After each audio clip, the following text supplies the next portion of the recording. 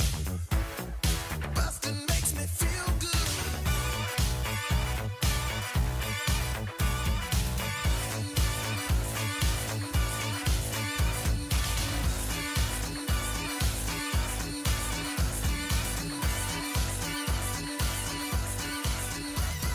Hello, everybody. Welcome to an episode of Blockbusting, the podcast where we love to hate the movies. I'm your host, Jay Light.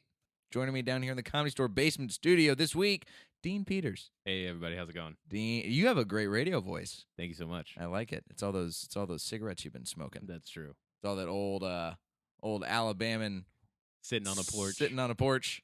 Sweet tea, coated throat. Did you drink sweet tea? Oh yeah, I still make it. There you go. Yeah, you know, as someone who's been in the South his whole life, I never got on board the sweet tea craze, and I kind of feel bad about it a little bit. Your kidneys thank you for it, I'm sure. Yeah, probably. My kidneys, my mouth, all of the above. Let's get right into it. So, Labor Day weekend here at the box office. You'd think it would be good. I thought so. Everybody, it's hot, especially in LA. The city's burning right now. And yet, Box Office Mojo's headline, Summer 2017 closes out with the worst Labor Day weekend in 17 years. Nothing was released. Nothing came out. Nothing good came out. Yeah. What did I see the other night? Oh, I went to the $3 movie theater in North Hollywood and saw Guardians of the Galaxy again. How many times have you seen Guardians of the Galaxy by now? I think that was the third. That's too many times. Listen, It's okay. It's an all right movie. How much money have you spent on seeing Guardians of the Galaxy this summer? Like me personally? Yes, you. None. But you went to the three. Oh, I see. You're getting sugar mamas to go pay for this movie for you. I mean, I don't know if they like being referred to as sugar mamas, but They're sweet tea mamas. yeah, I think that's what it is. That's the Southern parlance for it. So, yeah, thanks to some stronger than expected performances, this weekend ended up better than their forecast, but it's still the worst Labor Day weekend in 12 years, the worst Labor Day weekend in 17 years. The last time the top 12 total grossed $51.5 million. The last time there was a worse performance than this was in 2000, when the top 12 at the box office at Labor Day weekend grossed a combined $47 million. Jesus. That's a rough weekend. And not a lot of movement. Everything's pretty much the same from last week. Coming in at number 1, The Hitman's Bodyguard. 3 weeks in a row. I'm glad that Ryan Reynolds is going to be able to make Deadpool 2 because of making this movie. Yeah, Samuel L. Jackson can make Django Unchained 2. Snakes on a Plane 2. Oh, hopefully. Have you ever heard the story about he signed up to do the movie? And somebody was like, we want to change the name of the movie to something else. And he was like, no, if you change the name, I won't do this movie. Yeah, they wanted to change it to something like Terror in the Skies or some dumb thing like that. If I had, let's see if we can figure out what the Snakes on a Plane alternate title is supposed to be, by the way. I love Snakes on a Plane. If anybody ever comes onto this podcast, that was the first R-rated movie I saw in theaters. I turned 16. And I wanted to go see Snakes on a Plane because it came out my birthday weekend. Nice. And my mom was like, you're not going to be able to get into that movie. They're going to check your ID at the door. And I was like, watch me. And I went in, and guess what? They let me in. Kenan Thompson is in that movie? Yeah, he's got a sweet goatee or neck beard of some kind. Great mechanism of him playing a piloting game in the beginning. And then they're like, we need someone who can pilot a plane. And Kenan Thompson's like, I have an app. And I can do this. Let's see. They're originally going to call Snakes on a Plane was originally going to be directed by Hong Kong action director Ronnie Yu, and they were going to call it Pacific Air Flight 121. Wow. Why? Trying to capitalize on the success of United 93, no doubt, which had come out earlier. So this is a prestigious movie. Hitman's Bodyguard, meh. I'm not going to go see it. I don't really care about comedy, action, sort of whatever. Deadpool did it better. Yeah. Ryan Reynolds should stick to making comedy action superhero movies and not weird ones with posters that emulate The Bodyguard. Specifically just Deadpool. Like, that's his Walter White. That's it. Like, it's the best character he's ever played. Like, I could watch Deadpool 4 times in a row. Deadpool's great. Deadpool's amazing. Should have gotten an Oscar nomination, I think, for best script at the very least. Oh yeah. Just oh god. Best makeup? Burn Victim. It got nominated, I think, for something. No. No, It got nominated for some other awards like WGAs, but no Oscar love. But Wow. Suicide Squad won an award. That Thanks, Academy. You're worthless. Second place at the box office, 2 weeks in a row. Annabelle Creation, the sequel to the prequel to the sequel to the Conjuring franchise about haunted dolls. Wait, so that's one shared universe, The Conjuring and Annabelle. The Conjuring and Annabelle, it's set in the same universe. Ugh, So many dolls. so creepy. Then we got Wind River coming in at 3, making a jump up from number 4. The tracking movie with Jeremy Renner and Elizabeth Olsen, set in an Indian reservation. Actually looks pretty good. I want to go see that. It's climbing. 27.4% change. Real high. Making some money. Weinsteins, they figured it out. Those crafty film producer brothers. I like Jeremy Renner. What's your favorite Jeremy Renner role? Hawkeye. I'm so disappointed in you. Why? Because The Hurt Locker. He's way better in The Hurt Locker. I like the Hurt Locker, but I don't know. He barely does anything as Hawkeye. Exactly. So that's why you like it? Yes. You like actors who don't do anything? Well, I like Hawkeye because I don't know. You don't find out that he's married until like 3 movies in like after you've already established. He's married? Yeah, Hawkeye's married, has a whole family. Oh, I'm so far behind on I give up on superhero movies basically. What? Almost completely. Wow. The last couple superhero movies I've seen, Deadpool. Mhm. I can't think of one before that. When I watched Doctor Strange, I took a sizable amount of edibles Yeah. and watched it, and it was the best decision I might have made all summer. Man, I got high and watched The Avengers long ago when it was still in theaters. Fell asleep. What movie did I fall asleep in? Me and Roy Shockley. No.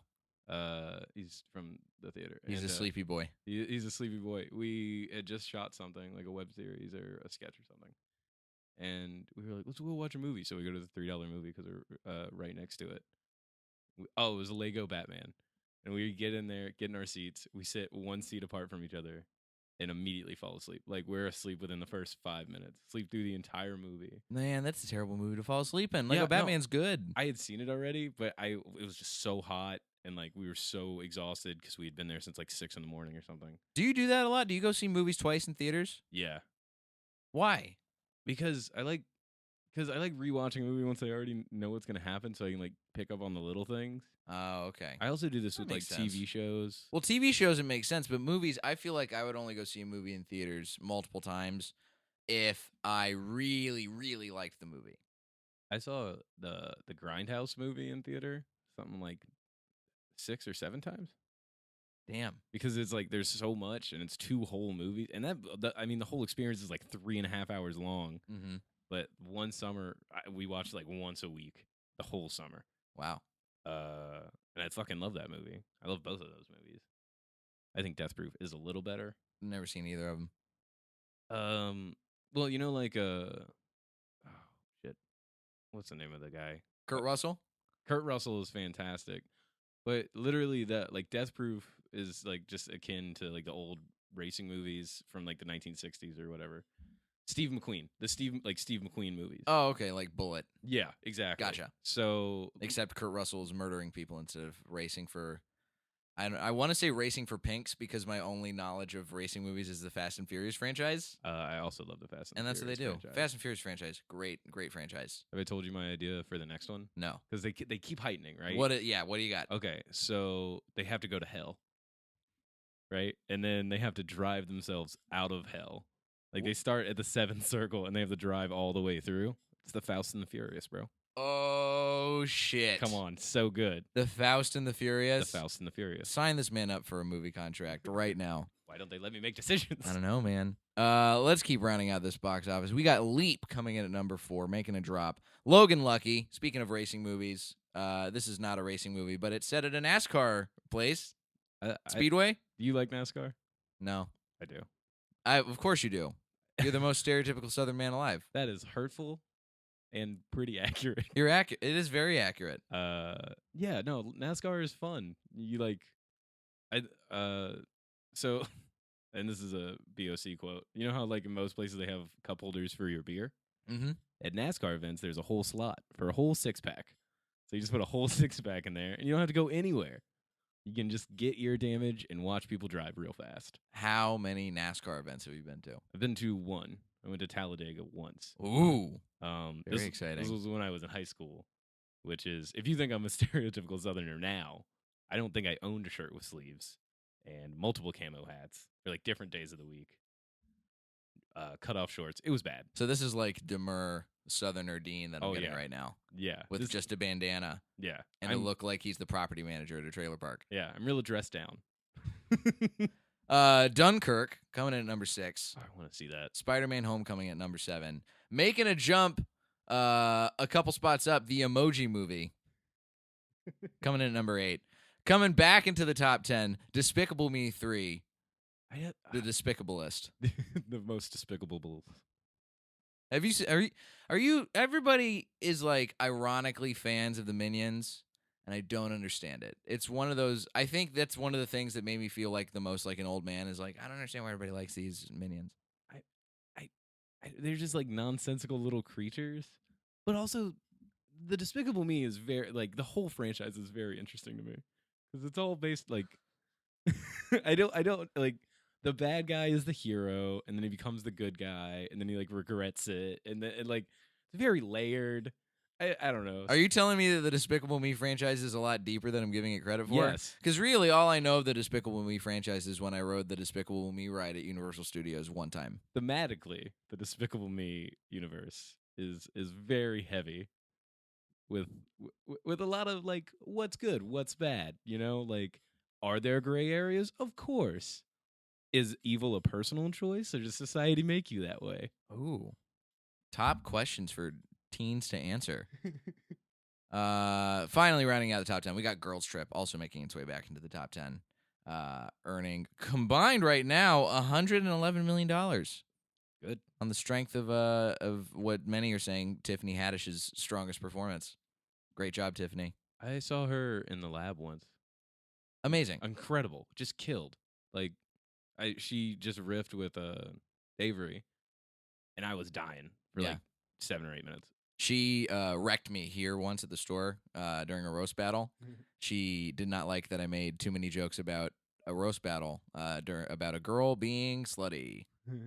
And I was like, well, this girl talked about my giant lips the whole time. And she was like, doesn't matter. Feminism, y'all. It works. Let's talk about some movie news from the week. This is a follow-up. First, we're going to cover a follow-up story. This comes us to us from HitFix on Uprocks. So you might remember from last week we covered that there's going to be a couple of Joker movies in the works, including a Martin Scorsese-produced gritty Joker origin story. And now, more drama in the world of the DC Extended Universe, because it turns out Leonardo DiCaprio is being eyed to play the Joker. And Jared Leto is pissed. What? Jared Leto is pissed. Are you telling me that Leonardo DiCaprio is going to star in a Martin Scorsese film? What? I know, right? What? No. Like, no. It makes me so mad.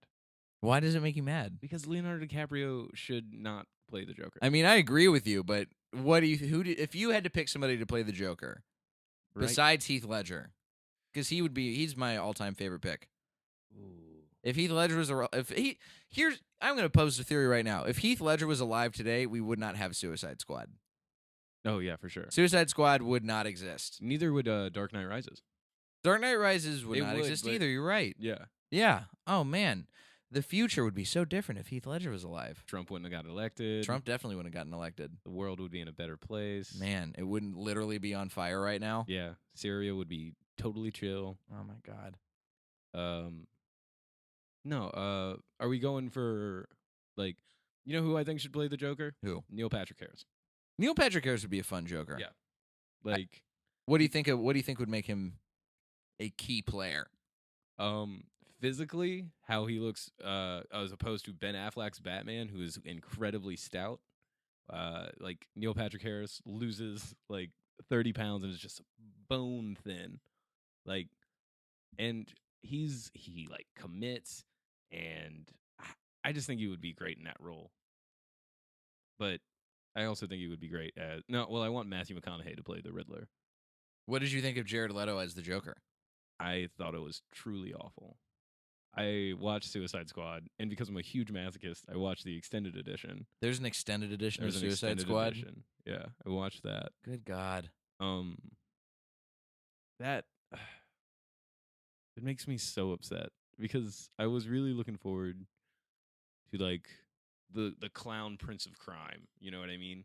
Like Heath Ledger's like hunched over and like mumbly and Mhm. crazy as shit, Mm-hmm. which was fantastic. But I was hoping for like straight back, like I run this town, like I'm in charge, and it's just Jared Leto brought none of that. Instead, you get a namby-pamby Hot Topic manager Yeah, running around. an angry man who got turned away from a pop punk concert in white face paint, Jesus. and The extended edition of Suicide Squad should just come. It should, like, the special edition should just come with a gun that you can kill yourself with. yeah, but We're it would be all choosing to neon purchase and that movie. shitty and Oh, yeah. Mm. Whenever you shoot the gun, the drop from that Skrillex and Rick Ross song would play. Let's move along. Here's some fun facts.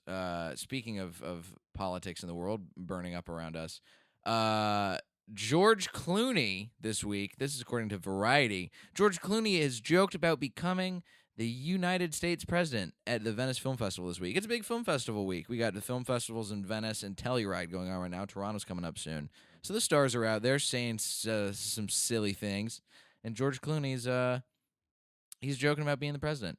Direct quote, "Would I like to be the next president? Oh, that sounds like fun. Can I just say that I'd like anybody to be the next president of the United States? Right away, please. Haha." I think George Clooney would be a great president. So charming. I mean, we have a charming president in office right now. I'm just saying technically. How? Because he has charisma from years of being on reality television. I don't like that. I don't like that this is where we've come. We do need a guy like Clooney to get in the office because Clooney's like level-headed charisma. Yeah. We need to get Danny Ocean into the White House. Ooh, I think he's got a plan to do it. That's what Ocean's 14 is going to be about. His whole cabinet is like Don Cheadle. They break into the White House. Yeah, we'll bring Bernie Mac back. We'll get that Chinese contortionist guy to be somewhere in the White House. Matt Damon. Homeland Security. Brad Pitt. Clooney, his father ran for Congress in 2004. He lost by a 10% margin. In the past, his answer has been a more clear-cut no. But this time, he might be running. I don't want like another actor president. I want somebody that understands politics. I know that's crazy. To want a president that's a politician. I know we got to shake up the system and get new people in there because that's worked so great. Well, there's the other thing now. It's like people are talking about The Rock running for president. We got John Cena talking about running for president.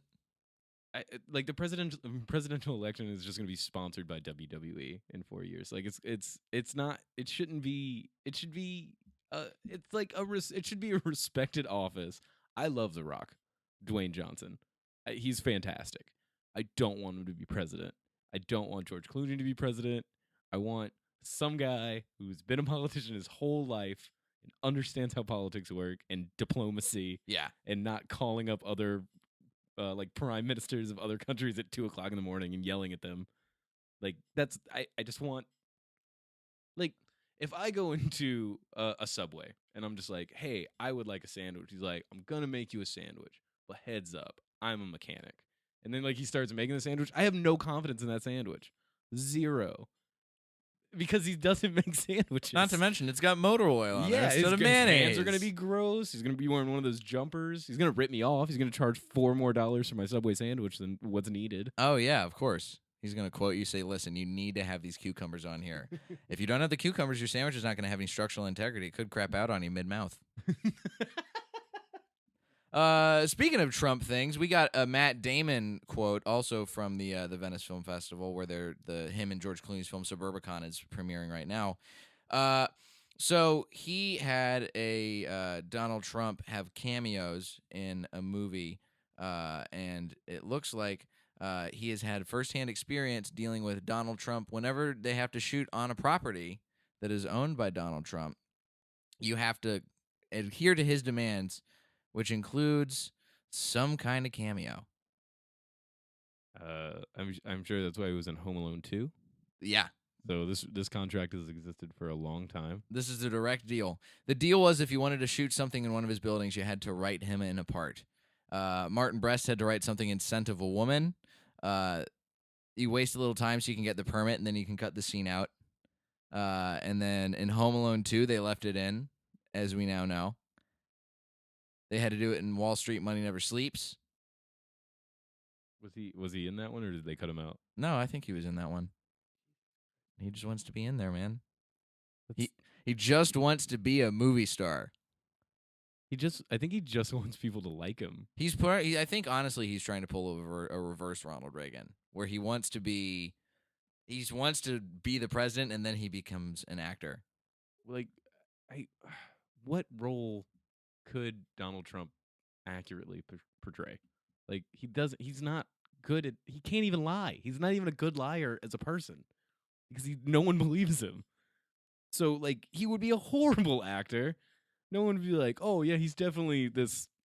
I don't fucking know. He would probably only want to play rich people, too. Here's the only role that I could see Donald Trump maybe pulling off. And I say this as somebody who has never seen the movie I'm about to reference. Colonel Kurtz, Apocalypse Now. Okay. Swap him out with Marlon Brando. Really swap Trump out with Marlon Brando in like almost any movie, and I think it works. And The Godfather? Like, do you want to see that? Like, I knew with you. Like, it would be horrible. His Fredo, voice I is... knew with you. I knew with you. You make me an offer I can't refuse. You're breaking my head. This is kind of, honestly, Trump kind of has that Marlon Brando, Don Vito, Corleone voice going on already. I think maybe he just stuffs cotton balls in his cheeks. The cotton balls that he uses to make his haircut. Hey, we're getting political here on the movie podcast. Let's avoid politics for a sec. Let's get back into some fun movie things. Having said that, he could be a better Joker than Jared Leto. Whew. He actually he is the Joker right now. Oh, yeah. He's completely insane. He just wants to watch the whole world burn. Yeah. Like, he doesn't care about anybody. And Barack Obama is his Batman. He's a hero we needed, but we don't deserve. Or whatever the fuck the quote is. I haven't seen Dark Knight in years. I missed that movie. Good. It's the last good superhero movie, I think. The last, like, truly excellent superhero movie, because it transcends the genre. Yeah. It's a crime drama. Yeah. The thing about the DCEU is I love the Christopher Nolan. I love the Nolan verse. Like, it's so good. Because it's so grounded. But you can't do certain things in that grounded of a Batman universe. You can't have Superman. You can't have the Justice League. You can't have any, like, supernatural or any Wonder Woman. None of that. None of them could ever be in the Nolan verse. No. So, like, with the DCEU, I kind of wanted it to be, like, a little campy, like a little bit more fun, a little bit more campy, more jokes. Like, like, what they say is the rule is in DC movies is, like, barely any jokes. Like, don't do a lot of jokes. Like, Marvel does jokes. We don't do jokes. Yeah, but even in Nolan's Batman movies, there were jokes. Oh, yeah. Fantastic jokes. Because he understands that to write a movie with drama in it, you have to have some comedy to cut the tension. Yeah, you gotta have some levity. Least favorite actor in the Nolan verse. In the Nolan Batman movies, or in just the Nolan Batman movies? Oh man. That's a tough one because I generally like the Batman movies. If I had to pick somebody who I think kind of phoned it in, I'm gonna go with Liam Neeson in Batman Begins. Ra's al Ghul is like an okay. It's a pretty weighty villain, and Liam Neeson was clearly just doing rehearsals for Taken. Yeah. At that time, he's doing gruff. He's got a particular set of skills. That set of skills, immortality. Yeah. And he's gonna use a train to blow up some shit. I was gonna say Anne Hathaway. No, Anne Hathaway's actually pretty decent in that movie, dude. She's all right. I don't know. I've just seen that Catwoman before. How did you feel the first time you heard Bane's voice on The Dark Knight Rises? I was immediately amused, and I loved it. And I was like, "This is the impression I'm gonna do every time I get drunk for the rest of my life." That's so perfect. My favorite moment in any of the Dark Knight movies is in The Dark Knight Rises. And Bane's like, "Take control of your city," like, and he's doing the whole monologue. And there's like they're panning across a bunch of prisoners like freaking out, and there's one guy who's obviously a featured background guy, and he's just going like, yes, yes, yes, yes, yes, yes, yes. He's just like screaming. It makes me so happy. He's so excited to get out of prison. That's the way I feel about in Dark Knight when there's that press conference and Harvey Dent is like, guys, they're the cops are dying, and there's that one background guy who goes, no more dead cops, and then he starts clapping and he's got like the most serious face on. Oh man, talk about the things that you do to try and get a SAG voucher. Am I right? I want that credit. I want that credit. But it worked, I guess. I mean, It made it in sticks the out to movie. me. Yeah. I can't remember any of the words to that monologue besides "Take back your city." We've got one last bit of tidbit from news. This is some fun fact from the Venice Film Festival. Jane Fonda is there right now. Jane Fonda and Robert Redford. They've got a new film out called Our Souls at Night. A romantic pick about a pair of longtime neighbors who find love well past middle age. This is according to Deadline Hollywood. And Jane Fonda, her favorite quote for I can't say any words today because we're going to talk about old lady fucking for a sec. Jane Fonda, direct quote about Robert Redford: "I live for sex scenes with him." Wow. The pair first worked in the 60s, and she teased, "He doesn't like sex scenes, but he's a great kisser." Now just imagine Robert Redford's old waggly tongue in Jane Fonda's sloppy old lady mouth. Ugh. Jane Fonda keeping it tight, actually. She exercises that mouth as well as she does her Fonda, whatever she does. Workout tapes by Fonda. Yeah. Jane Fonda, they want to do another film together before they die. And she wanted to make this movie with Redford because she said she wanted to be able to fall in love again. Oh. She wanted to see that sweet, sweet Robert Redford peen one more time. Wow. She's super thirsty. Cloaked in what's it called? God, I know that there's an industry term for the thing that they put on your dick and balls. A modesty Pouch? Pouch? Yes. Yeah, I think that's what it is. 'Cause I wanted to say curtain, but that's not right. You just have a tiny and you wheel it out and open like a puppet show. It's like a tiny man who's like working a rope. Curtain opens. You've worked on some sets before. Have you ever worked on anything where there was some sex scenes involved? No, I have not. Man. And I'm thankful for that. The best thing I ever did worked on is when I was doing background work. I did background for CSI Cyber, which had the best cast of anything ever. First off, Academy Award winner Patricia Arquette. Second build, James Vanderbeek. James Vanderbeek is Third solid build. actor. Third build, Shad Moss, aka Little Bow Wow. He just goes by Bow Wow now. Give him some credit. He's Sorry. no longer Lil. I believe he goes by He's- Shad Moss now. I Yeah. was trying to be very respectful of the Bow Wow, but like The Bow Wow franchise. Bow Wow franchise. Bow Wow begins. We got Lil Bow Wow, Bow Wow begins, and now we have the Shad Moss rises. But like I worked on this set so much that I started having stress dreams about it because the whole set is glass. So I had this reoccurring dream where I would fall through like the sky bridge and I would wake up to James Vanderbeek and Shad Moss just standing above me while I was like laying in a pile of glass, and then I would wake up every time. If he's listening to this, Which one, Shad Moss or James Vanderbeek? yes to both. Mr. Vanderbeek, Mr. Derbeek, Mr. Vanderbeek, Mr. Derbeek? Mr. Derbeek. Mr. Beek? Is it Mr. Beek, Mr. Van? I think it's Vanderbeek. Okay, I think so that's it's the all whole one last name. That makes sense. Yeah, I think so. I'm not sure how these European, I'm assuming Dutch last name conventions go with a Vander. I don't know any other Vanders. Do you like not get a middle name if that's your last name? I wonder. Economy of words. When you're naming somebody, you don't have to worry about what their middle name is if you got a fancy last name. He's great. That was fun though. You know what he should do is he should do the middle initial. James. James S. Vanderbeek. James. That sounds. Actually, let's look up. We have internet access. Does James Vanderbeek have a middle name? I'm looking it up right now. Don't worry. You don't have to pull out your phone. Don't pull out your phone, Dean. I have it. I have Wi-Fi that you're not even connected to. Wow. Let me Way break to rub it in. Let me break the fourth wall here a little bit. I mean, you already hit me up and knew Shad Moss's name. James David Vanderbeek. So it's James D. Vanderbeek. J.D. Vanderbeek. J.D. Vanderbeek. Now, that's a classy name. That's like if he played lacrosse. That's what he would go by. It's like J.D. J.D. Vanderbeek. Yo, what up? I'm J.D. Vanderbeek. Oh, what up? I got a score. I don't know what the technical term for a lacrosse score is. He is from Cheshire, Connecticut, so presumably could have played a fair amount of lacrosse in his lifetime. Yeah, I've been to Cheshire. Lacrosse is the official sport of Connecticut. I live there. The official sport of Connecticut is not dying on ice outside of a Dunkin' Donuts, I believe. Ah, the old pastime. And the I national loved it. bird is a bird that has flown into the window of a Dunkin' Donuts and is dead on the sidewalk on an ice patch.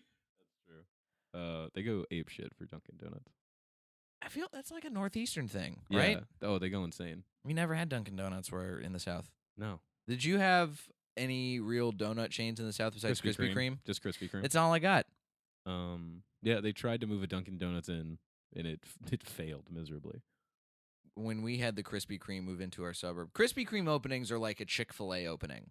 Like when a Chick-fil-A opens in any small town in America, it's an event. Oh yeah, people go insane. Like there's a Chick-fil-A that opened up by my college when I was in school, and it was people camped out. They waited for hours just to get that first sweet chicken biscuit off the line. And same thing for Krispy Kreme. They're both. You want to get those hot and melty donuts in your mouth. I'm hungry for donuts now. God, me too. But California's a good donut state. Yeah. I don't like the donuts from Dunkin' Donuts. I like the coffee. I had Dunkin' Donuts this morning. You had Dunkin' Donuts when we were watching this movie that we're about to talk about. Ugh. This terrible, terrible movie. Let's move on. Ugh. Dean, you have come to me today. You come into my house. You talked. I don't know what voice I'm doing now anymore. I'm doing like half Donald Trump. I feel like I'm doing half Donald Trump, half Marlon Brando, half like weird Jewish uncle. You come and you talk to me in my house, and you gotta. If you're shooting a movie in my apartment, you gotta give me some Russin daughters. Dean Peters hates Dragon Blade. Dragon Blade. For those of you who don't know, which I'm guessing is probably many of you. Dragon Blade, according to the Wikipedia page, a 2015 Chinese Hong Kong historical action film written and directed by Daniel Lee and starring the holy triumvirate of Jackie Chan, John Cusack, Adrian Brody. In the film, Chan plays Huo even? The commander of the protection squad of the Western regions during the Han Dynasty. Dean, you hate this movie. I'm so upset that I had to watch this. I'm so upset. You brought this upon us. I know. It's like first off, the movie's name is Dragon Blade. I want to get out of the way first and foremost. No one says Dragon Blade. There is not a Dragon Blade in the entire film. The entire film, I am waiting for someone to go, behold the Dragon Blade. That's all I want. That's all I want. Beside that, why did they name the movie Dragon Blade? Why did they? So mad. Ugh. So it starts off, opening sequence. Like there's horses and there's people riding into battle and they're on the Silk Road and there's all this historical information right after based on a true story. So I'm like, okay, this is gonna be all right. This is gonna be okay. The first time Fargo is based on a true story, and that was a great movie. Yeah, it's gonna be. Why would they lie? Why would they lie? If it's a good enough true story to make a movie about, it's definitely a good enough story to watch. No, not at all. So it's opening up on this big, like, serious battle thing, and then you see Jackie Chan with dreadlocks, and he's got. Oh my God, Jackie Chan with dreadlocks. Yeah, fantastic. We literally just watched this movie about 30 minutes before recording, and I already blocked that out of my memory. Yeah, that's what happens with trauma, Jay. So he rides up. He's got dreadlocks, super stoic. The first time I watched this, I'm just like, oh, what? Jackie Chan, serious role? I'm so excited. I've never seen this before. I'm like, this is a great pick. I'm so excited. Because let's be honest, we're so used to seeing Jackie Chan in movies like The Tuxedo, or Rush Hour 2, or Shanghai Nights, or Shanghai Noon. Where he just plays wacky, goofy Jackie Chan. The theory is Jackie Chan is always winning a fight that he doesn't want to be in, right? Right, yeah. So I'm like, oh, good turn for Jackie Chan. Excited about this. Wonder where John Cusack's going to come up, but I'm not going to bring it up now because it gets better. So, stoic Jackie Chan comes off. There's two characters. They're fighting. He's like, stop fighting. We don't want violence on the Silk Road. I'm like, oh, okay. He's going to be like this hero figure. He's going to be super serious about it. And then it immediately goes into classic Jackie Chan fight where he's in the middle of winning a fight that he doesn't want to be in. And it's goofy and he's making Jackie Chan faces. And within 4.5 minutes of this movie starting, 4.5 minutes, he gets into a fight with a female character. She falls and he grabs his boobs. And he goes, oh, no, I didn't mean to. And all of a sudden, all seriousness in this film is gone. Like, I don't care about anything else that happens in this film. Like, I'm not going to take it seriously. I know that wasn't based on true events. Not at all. Ugh. Ugh. And I'm like, okay, well, I'm still holding out for hope of a Dragon Blade at some point. Maybe, no, that doesn't happen. Meh. So, horrible plot progression from there. He's part of Horrible plot progression on an already paper-thin plot. Let's get this out of the way, too. I could not, until we read the Wikipedia page during watching the movie, I could not tell you hardly anything about what this movie was about other than, well, they got arrested for, like, doing their job, I think. I don't know. And now they have to go build a city, and John Cusack shows up.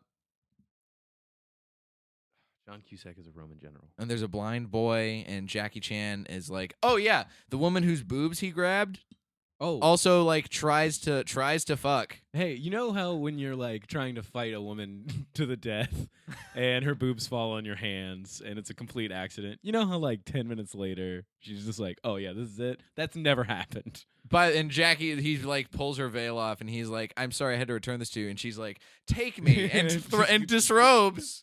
Immediately. And Jackie Chan's like, and he freaks out and has a Buster Keaton pratfall, and he knocks over like a tray of gold coins. And then he like gets out of there. And this movie would have been so much better if there was like a Foley artist from the 1940s doing sound effects. It should have been slapstick. If this movie had director's commentary from like a morning zoo radio show, oh my god, it would have been so much better. Just think of all the farts. Oh man. Okay. Make a friend today, lose a friend tomorrow.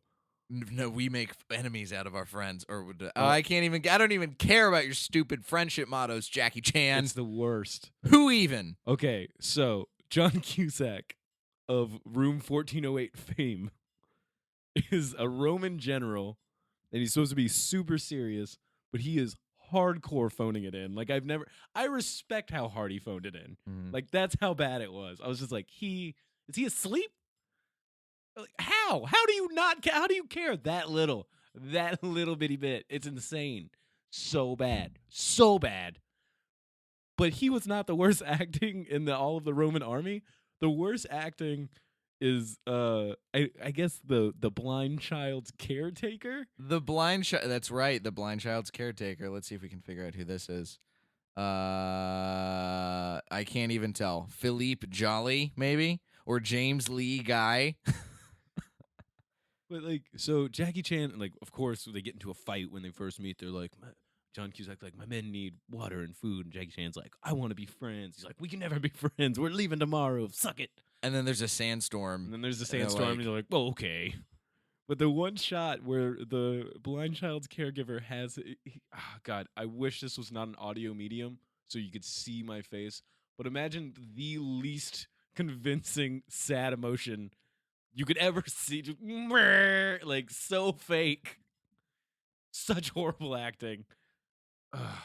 And then the third strike happens. We find out who the villain is, and it is Adrian Brody.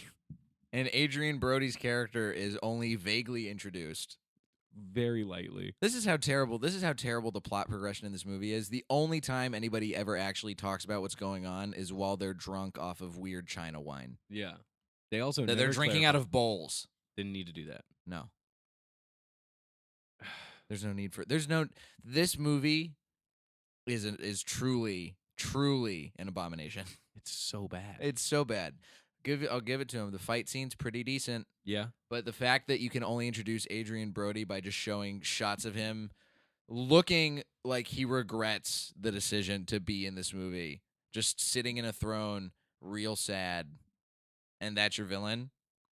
Oh, maybe he blinded a kid by throwing chemicals in his face. I don't know. I can't tell.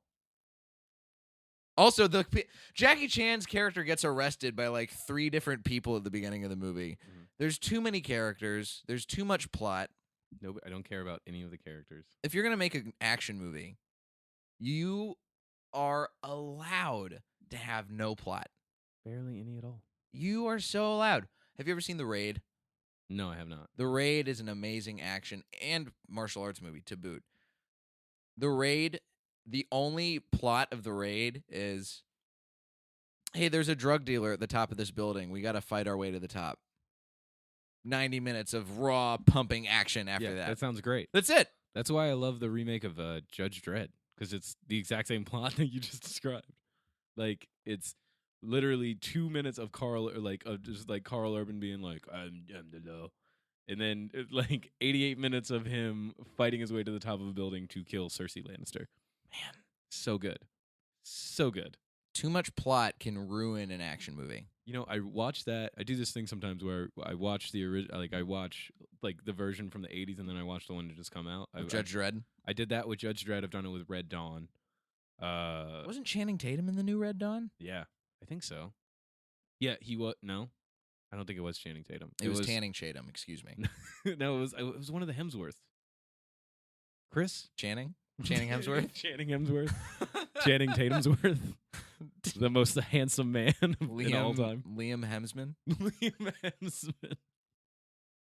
Hemsman. But yeah, Josh from Drake and Josh is in it. The remake of Red Dawn. No, I have to keep talking about this. Talk about this terrible movie. This terrible movie that can't decide what it wants to be. This movie is so bad, I'm reaching to talk about the remake of Red Dawn. That is how shitty this movie is. Like, that is the solace that I want, is to not think about this god-awful film. God-awful. Ugh. What are some other horrible moments in this movie? All the slow-mo? All the slow-mo. Unconvincing slow-mo. The fact that they only actually shot half of the movie, and then the other half is just cutting to other parts of the movie that have already happened. Oh, yeah, let's make a note here real quick. So this movie was made for the Chinese. Yeah. And the Chinese runtime is a full 2 hours. Mhm. We watched the U.S. cut, available on HBO Go. Don't watch it. Don't watch it. Don't watch it. You have so many more options. Yeah. I would rather you watch, like, Air Bud 6, this time he just hangs out on a porch, than watch Dragon Blade. The problem that I think this is probably one of the, like, I feel like Donald Trump watched this movie, and now this is why he hates China, is after watching this. I think that this movie sets Chinese filmmaking back, and I'm speaking totally ignorantly here. I don't know anything about Chinese filmmaking. The only thing I know about Chinese filmmaking is that last week a movie called Wolf Warriors 2 was the top of the box office in China. I mean, it killed the box office. It doubled its budget. It made $120 million in China. Yeah. It cost $65 million to make. It was released in IMAX 3D. Written and directed by the same guy. The only redeeming quality of this movie is the fight scenes. Yeah. That's it. Like, I wish I could watch a 45-minute cut of zero plot, only fight scenes. Excluding the first one with Jackie Chan. Or he grabs Lady China. What's her name? Lady Crescent Moon. Lady Moon. Lady whose Crescent brother Moon. is Sun. And he wears an armor that has a midriff. Yeah, he's got a practice jersey armor. Oh, guess what? Are you surprised that you got shot in the stomach by a crossbow? Why? What? Son? What could happen? Ugh! Like he's put the other half of his armor on layaway. It's fucking awful. Oh god. Jackie Chan is doing his best. He's just doing his best in this movie, and it's not good enough. No, it's not. His best is not good enough. Because it can't overcome the terrible, terrible acting on pretty much all sides of the movie.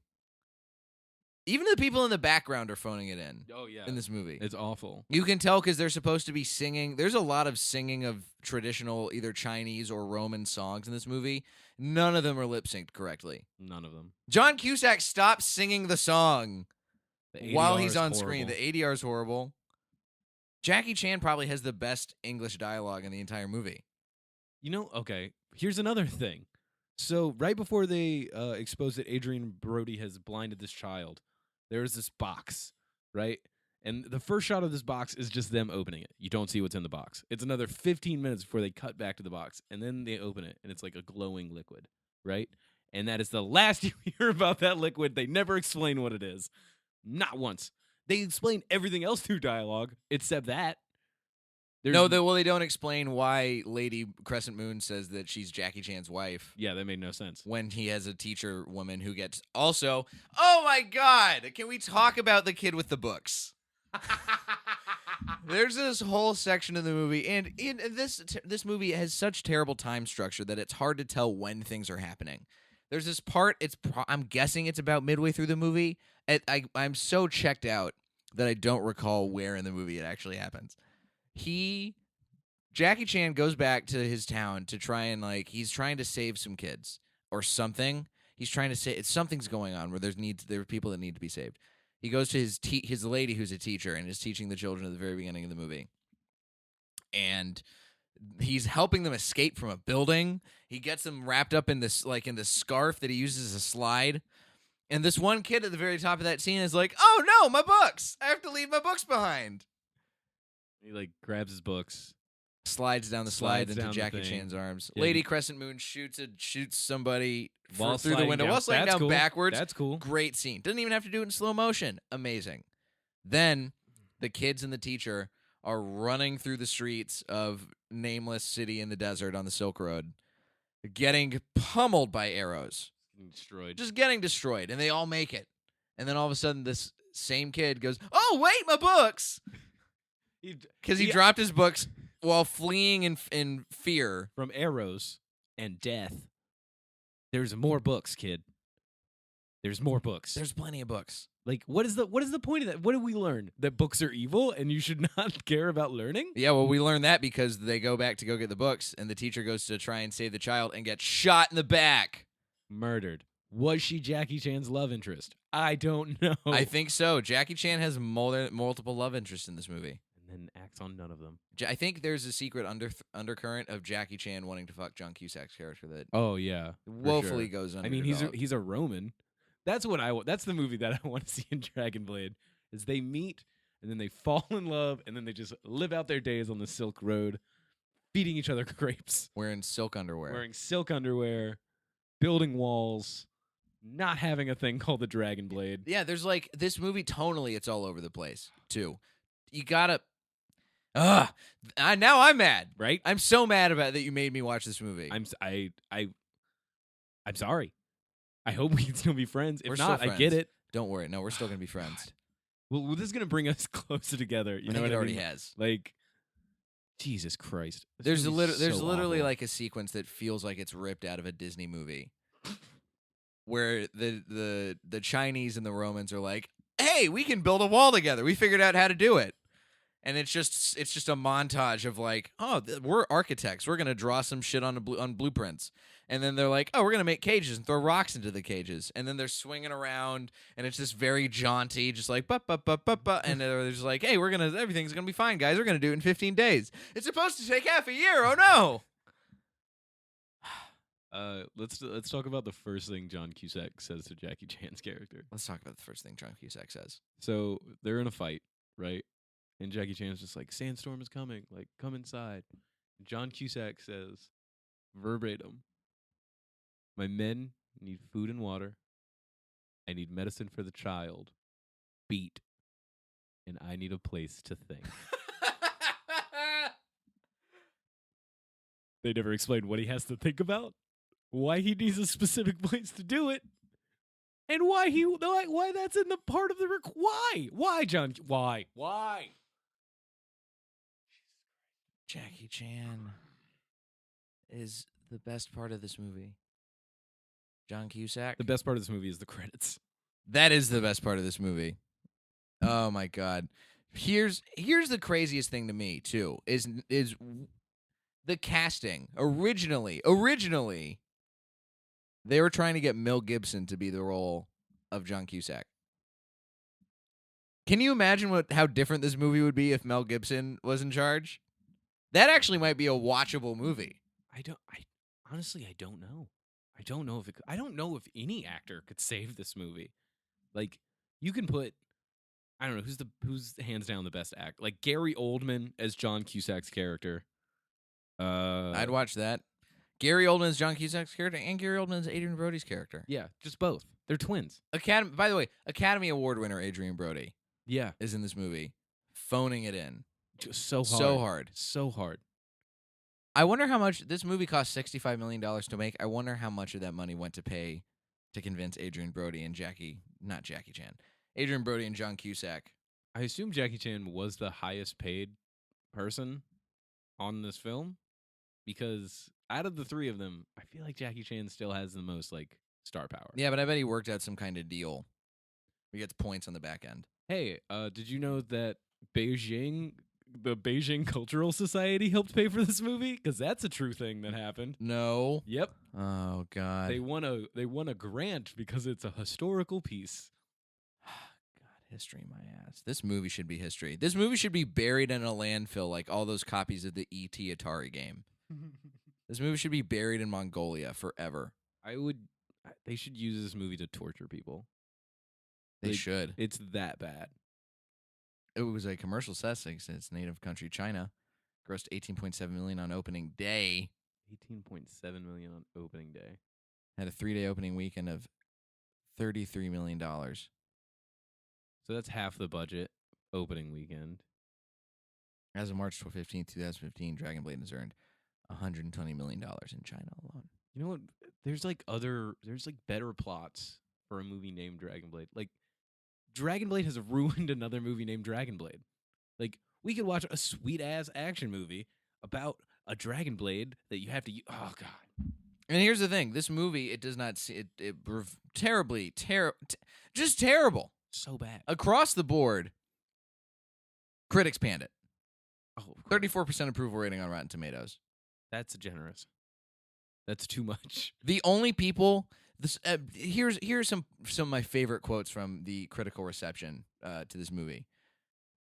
The story is rubbish, utterly awful in every respect.